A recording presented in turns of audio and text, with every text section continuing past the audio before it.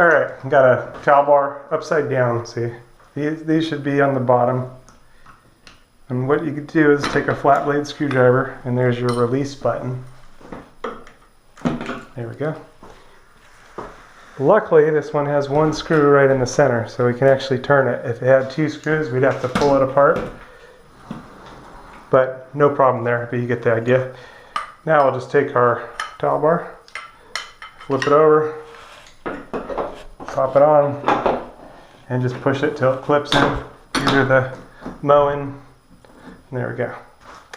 Now that's the correct way, so you're not looking at the things. Is it critical? No, but it's just a little nicer. Although if you're sitting down, you're looking at them. So anyway.